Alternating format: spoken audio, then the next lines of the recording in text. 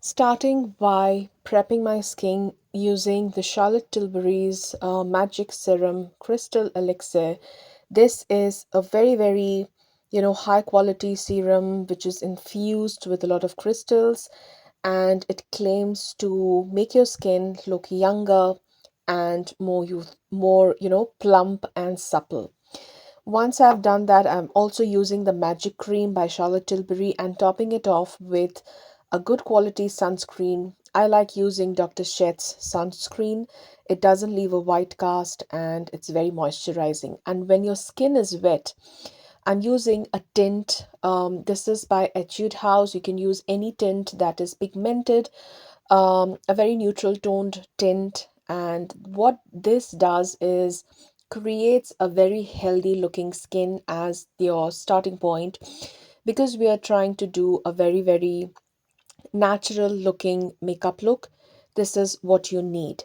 And I'm also using a good amount of tint on my lips, because this is very useful tip to use a tint under your nude lipsticks. So when your nude lipsticks starts to fade away, you're not left with pale looking lips. Okay, so you already have a long lasting tint underneath your makeup. So this acts as a very good base to start off using your foundation, your highlighters.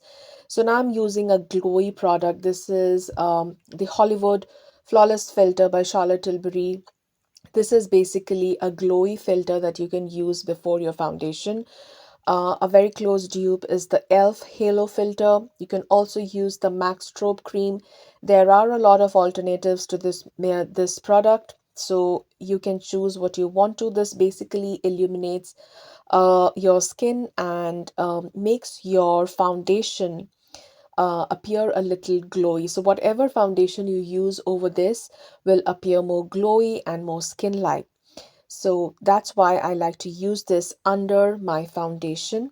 I'm also using the I'm also using the Airbrush Flawless Filter foundation by Charlotte Tilbury, and this is a very long lasting foundation. Okay, this is um, and I'm also mixing in the Hollywood glowy flawless filter along with the foundation so that I get a little more glowy finish than if I didn't mix it, because this foundation is very matte finish.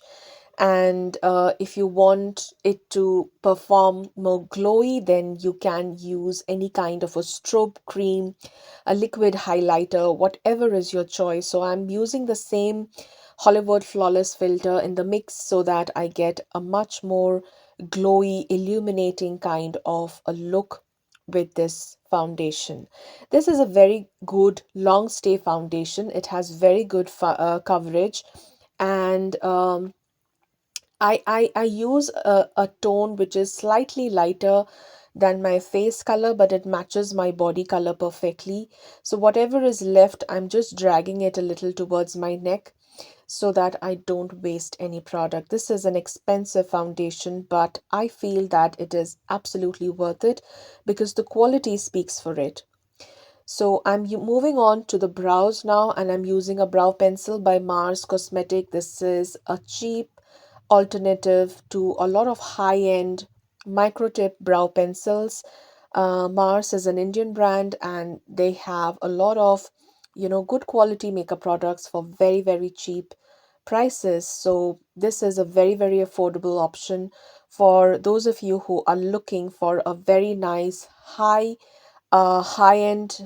performing, you know, micro tip brow pencil. And once I'm done making the strokes, I'm going on with a gel. This is the e.l.f. What is it called? This is called the e.l.f. Brow Gel. Okay, so Brow Lift it is called, and this is basically a brow gel that holds up your brow hair and makes them look laminated. So I love using this product because it just lifts up your brow game to a different level. And you just need a very tiny bit of this gel, and it is very, very long lasting. It doesn't make your brows look crusty or artificial. Okay, it remains as is. Your brow hair remains wherever fix it, and it is not going to budge throughout the day. The long lastingness of this gel is very, very impressive. And once I'm done with the gel, I'm going on with the same brand Elf's brow cream, and I'm making it a little more intense, because over the gel a pencil wouldn't work, so you need a creamy brow product if you want to add more brow hair. Okay, so that's why you need to use the micro tip pencil before you apply the gel. And after you apply the gel, you will able to see more uh, areas in your brows where you probably have sparse hair and you want to fill it up. So that's when you can use a brow gel, a brow cream. Now moving on to my eyes, I'm using this combination, using this a purple toned eyeshadow by MAC. This is called P for Potent. It's a powder case soft matte eyeshadow. The texture of this eyeshadow is so beautiful. You don't even need brushes to blend it. It just blends it with your fingers beautifully. And this is some color. This is a color that flatters almost any skin tone. Okay, this is an aubergine kind of a color. It's purple. It has a hint of red. It has a hint of brown in it, and it's a very, very flattering color for a lot of skin tones, be it dark, fair, medium, and it suits any kind of tones, be it warm, cool, or neutral. And I'm using this all over my lid space as a base, and I'm going to use a brown eyeshadow to blend it into my crease. So this is something that you can do almost every day. It just needs a few minutes, and I'm using this palette by Swiss Beauty. This is an Indian brand, and you pick up a brown shade from whatever palette you have, a mid-tone brown shade, and just blend that purple color towards your crease along with this brown shadow. And that's such an effortless, beautiful, gorgeous eye makeup that you can do for yourself within minutes. It doesn't need too much blending. It doesn't need a lot of skills to do this. You just need two eyeshadows, one a little purple and the other one uh, a little brown toned, more a mid-toned brown, so that you can blend the purple up towards your crease using the brown shadow. So I'm just taking my time to just blend in these two colors so that they don't look patchy. And it's okay if it looks a little unfinished. It's fine, because when you use a mascara, it is going to change the game. I'm not using any eyeliner. Taking the same combination, I'm just picking up the purple and the brown mixed together in my brush and just lining my lower lash line, not the waterline, but the skin under my lashes, just to balance out the look. And once I'm happy with the blending, I'm just going to finish it up with some mascara later on. Now, if you want to add at this point of time, if you want to add a little more highlight, you can go ahead and do this. I'm just adding a little bit of highlight using a lighter concealer just on the top of my the bridge of my nose, just a little to hide that hollowness under my eyes, and a little above my cupid's bow. You can see how such a tiny amount of product can bring about such more lifted kind of a look within minutes, like almost instantly. You feel that my face looks more lifted, and I'm setting all of it using a pressed powder.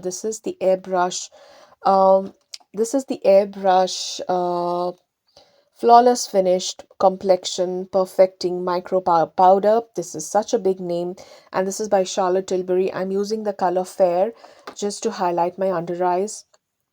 And also moving on to the bronzer, I'm using this bronzer airbrush bronzer a matte bronzing filter for face and body. I'm using this.